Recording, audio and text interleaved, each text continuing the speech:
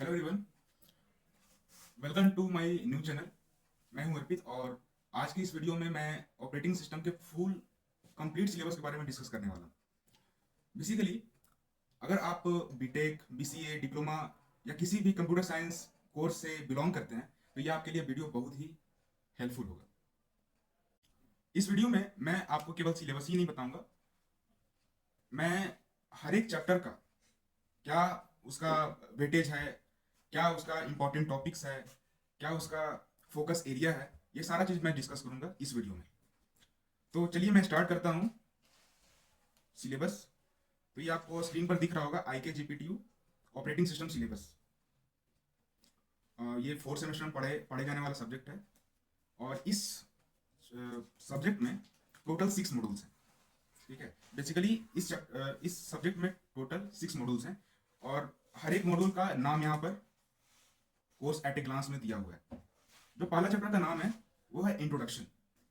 अब इंट्रोडक्शन वाले पार्ट में हम लोग ये पढ़ेंगे कि ऑपरेटिंग सिस्टम क्या होता है, इसके कितने टाइप्स होते हैं, इनके फंक्शंस, इनके सर्विसेज क्या होते हैं, सिस्टम कॉल्स क्या होता है, वर्चुअल मशीन क्या होता है, और इसमें हम लोग ऑपरेटिंग सिस्टम का स्ट्रक्चर के बारे में स्टडी करेंगे।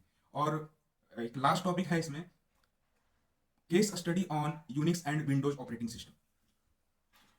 तो ये पहला चैप्टर में पढ़े जाने वाला है टॉपिक। अब बात करते हैं हम सेकेंड चैप्टर का। तो इसमें process, thread and process scheduling के बारे में हम लोग को स्टडी करना है। तो ये चैप्टर जो है ये 3 पार्ट में डिवाइड है। पहला प्रोसेसेस, थ्रेड्स, प्रोसेस शेड्यूलिंग। अब प्रोसेसेस में हम लोग को क्या पढ़ना है इसमें कि प्रोसेस क्या होता है, इनके बीच में रिलेशनशिप कैसा होता है, या प्रोसेस का जो स्टेट्स वो कैसे मूव करता है from one state to another state.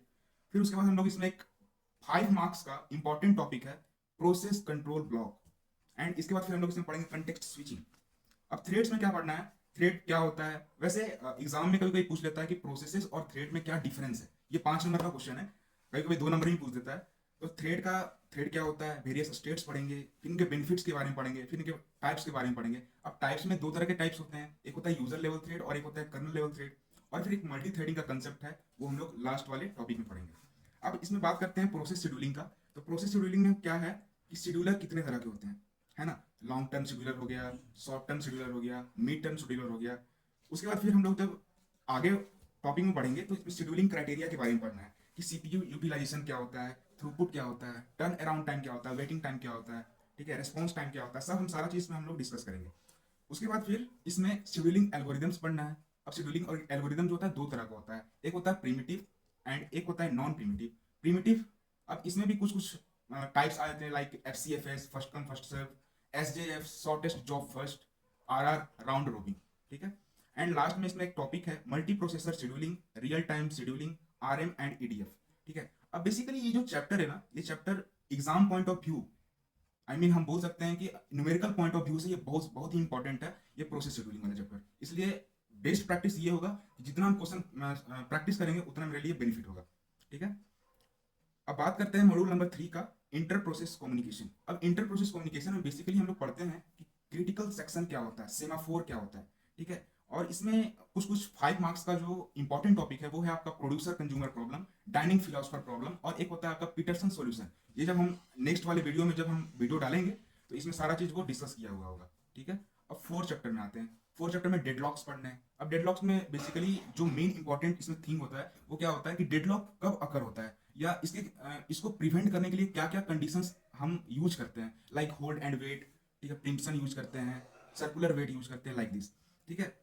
ये था आपका 4 चैप्टर। इसमें आप देख भी सकते हो कि डेफिनेशन पढ़ना है, necessary and sufficient condition for deadlock, deadlock prevention, deadlock avoidance, bank deadlock avoidance में ही हम लोग बैंकर्स एल्गोरिथम पढ़ेंगे जो कि बहुत ही ईजी है ना, बस कंसेप्चुअल है। अब आता है डेडलॉक डिटेक्शन एंड रिकवरी, ये थ्योरी वाला पार्ट है बट इससे ज़्यादा क्वेश्चन नहीं आता है। अब बात करते हैं मॉड्यूल 5 का, memory management and virtual memory. Memory को हम लोग ऑपरेटिंग सिस्टम या अपने कंप्यूटर में या अपने पीसी में कैसे मैनेज करते हैं, ठीक है, और उसका लॉजिकल एड्रेस और फिजिकल एड्रेस कैसे मैप करते हैं, इनके बारे में स्टडी करेंगे। देन इसके बाद इसमें पढ़ना है memory allocation, contiguous memory allocation और नॉन कंटिगुअस मेमोरी एलोकेशन, जिसमें क्या क्या पढ़ना है हमको, वेरिएबल पार्टीशन, है ना, horizontal partition, internal and external fragmentation. Actually fragmentation क्या होता है इसको हम लोग स्टडी करेंगे। एंड फिर पेजिंग का कंसेप्ट आता है, इसमें पैगिंग इसको पढ़ते हैं, पेजिंग नहीं पढ़ते, पैगिंग पढ़ते हैं। तो पैगिंग में बेसिकली हम लोग पैगिंग पढ़ेंगे, देन उसके बाद सेगमेंटेशन पढ़ेंगे, फिर पेज को एलोकेट कैसे करते हैं ये स्टडी करेंगे, ठीक है। उसके बाद फिर इसमें एक टॉपिक आता है, वो शायद मैंने मेंशन नहीं किया है, एक टॉपिक है इसमें पेज रिप्लेसमेंट एल्गोरिदम।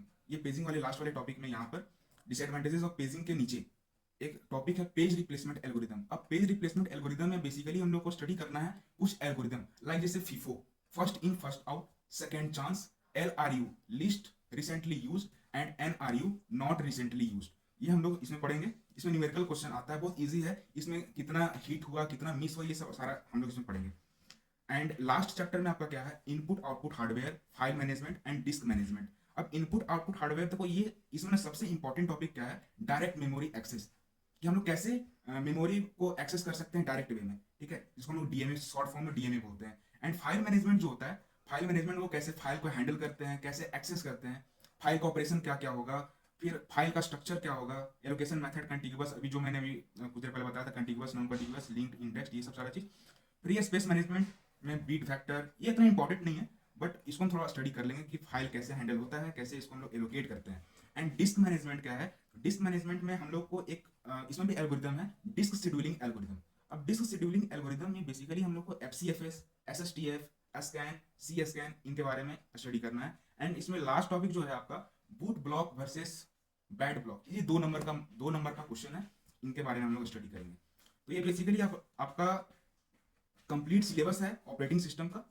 और अगर आप चाहते हैं कि हर एक चैप्टर का वीडियो लेक्चर प्रोवाइड हमको हो जाए, तो आप एक काम करिए, इस वीडियो को लाइक करिए और कमेंट में लिखिए कि OS सीरीज डालो, ठीक है।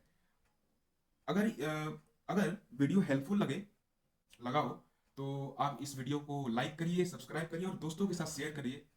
मिलते हैं नेक्स्ट वीडियो में, थैंक यू।